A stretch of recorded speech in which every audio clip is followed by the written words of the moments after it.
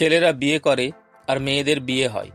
পিতৃতান্ত্রিক সমাজে এমনটাই হয়ে থাকে।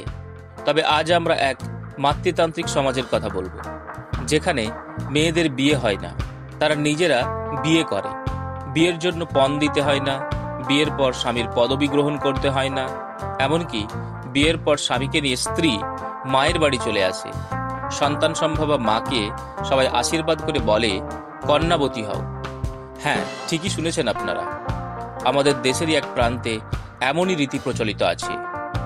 আমাদের পুরুষতান্ত্রিক সমাজে যেখানে আজও নারীদেরকে দ্বিতীয় শ্রেণীর নাগরিক মনে করা হয়, লক্ষ লক্ষ কন্যা ভ্রূণ এদেশে পৃথিবীর আলো দেখার সুযোগ পায় না, সেখানে মেঘালয়ের খাসি সম্প্রদায়ের মহিলারা হলেন সংসারের প্রধান। এই ভূস্বর্গে সর্বত্রই মেয়েরা যেন বলছে, আমরা সবাই রানী, আমাদের এই রানীর রাজত্বে। ভারতের উত্তর পূর্বাঞ্চলের ছোট্ট প্রদেশ মেঘালয় এখনো মেয়েরাই শেষ কথা বলে। এখনো মা প্রধান পরিবার, মাতৃপ্রধান সমাজ। পণ দিয়ে বিয়ে করতে হয় না মেয়েদের। বিয়ের পর বরকে নিয়ে বউ নিজের বাড়িতে চলে আসে। আজও সন্তান সম্ভবা মেয়েকে বাড়ির মা ঠাকুমারা আশীর্বাদ করে বলেন, কন্যা সন্তানের জন্ম দাও। পুত্র সন্তান জন্ম দিলে নতুন মা মুখ লুকিয়ে কাঁদে। ছেলে বড় হয়ে গেলে বিয়ে করে চলে যাবে বউয়ের বাড়ি। বিয়ের পর ছেলের পদবি বদলায় না ঠিকই, কিন্তু সন্তান জন্ম নেওয়ার পরে ছেলেই হোক বা মেয়ে, মায়ের বংশের মতোই নামকরণ হয়। মেঘালয়ের মাতৃতান্ত্রিক সমাজে নারীদের একটি প্রভাবশালী ভূমিকা রয়েছে। পরিবারের কনিষ্ঠ কন্যা সমস্ত পৈতৃক সম্পত্তির উত্তরাধিকারী হয়। বিয়ের পর স্বামীরা শাশুড়ির বাড়িতে থাকে। সন্তানীরা মায়ের পদবি গ্রহণ করে।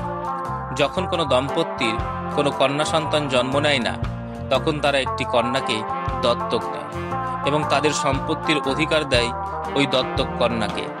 মহিলারা তাদের গোত্রের বাইরে আন্তঃবিবাহ করতে পারে। এখানের মহিলারা সমস্ত অধিকার উপভোগ করেন। তারা স্বাধীন জীবনযাপন করেন, ভালো পোশাক পরেন, গির্জায় যান। তারা সম্পূর্ণ নিরাপত্তা ভোগ করে।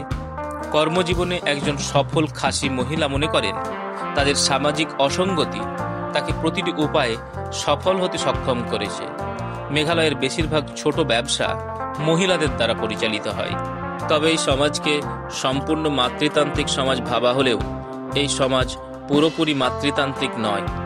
রাজ্যের অতীত রাজতন্ত্রগুলিতে রাজার কনিষ্ঠ বোনের ছেলে উত্তরাধিকার সূত্রে সিংহাসন পেয়েছিলেন। এমনকি এখন মেঘালয় বিধানসভা বা গ্রাম পরিষদ বা পঞ্চায়েতের রাজনীতিতে নারীদের প্রতিনিধিত্ব খুবই কম।